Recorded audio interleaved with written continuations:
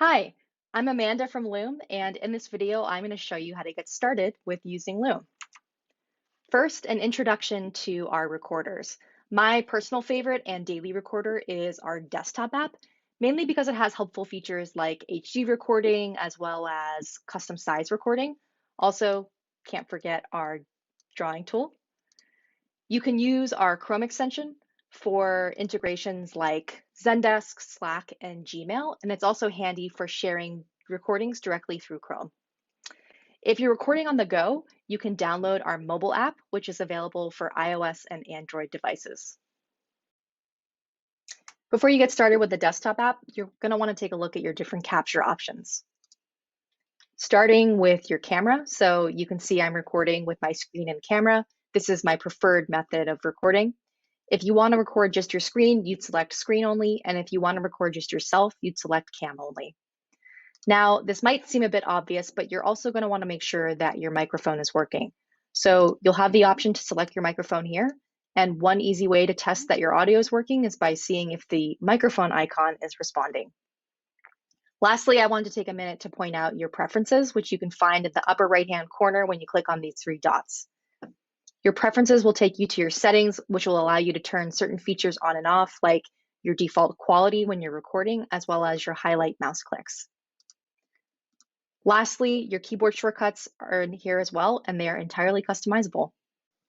Once you're ready to start recording, you'll be prompted by a countdown to help you gather your thoughts. I also want to point out that I'm using our recording canvas, and if you click on your camera bubble, you'll see the option to select a background and frame. This is my favorite one. These come in handy if you want to make your video just a bit more engaging or fun. On the left-hand side, you'll see the recording buttons. First, we have the restart button. This comes in handy if you want to quickly restart your video without exiting out of Loom. Next, we have the pause button, which is another personal favorite feature. This comes in handy if you want to gather your thoughts without stopping the video entirely. As you can see, you can pick up right where you left off and people will be none the wiser. Lastly, we have the cancel button. This is if you want to completely scrap your video and start over. And as I showed you earlier, we have the drawing tool, which allows you to highlight things on your screen. Once you're ready to stop recording, you'll hit the stop recording button, and this will take you to the share page to continue editing your video. Once you've stopped recording, you'll be taken to the video share page where you can make edits and change the privacy settings of your video. The first thing you might want to do is edit the title of your video to make it a bit more engaging or personalized. If you look on the right-hand side, you'll also see the option to edit your video preferences. So this will give you options to turn on comments or emoji reactions, depending on the type of video that you're sending.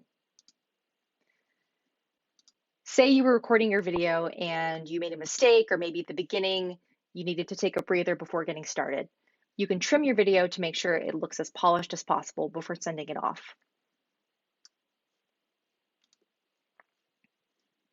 Lastly, if you're on the education, business, or enterprise plans, you'll see the options to edit a call to action. This is great if you want to share a presentation or Google Slides for someone to check out after watching your video. And adding a custom thumbnail can also help make your video look a bit more polished.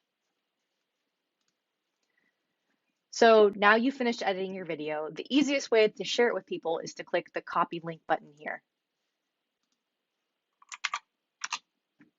You'll be able to share these links with anyone that you want. Say you want to make sure that you have some privacy settings on your video. When you click on the share button, you'll see the options to edit the privacy settings. So you can make sure only members in your workspace can view it or only certain people can access. If you want to add a password to your video, you'll want to go to More Options and Password Protecting your video. Lastly, we have the Social and Embed button. The Social button allows you to share across social media, and if you want to embed your video, you can do that here. And that's everything from me. You are now a Loom expert. High five. Thanks for recording with us.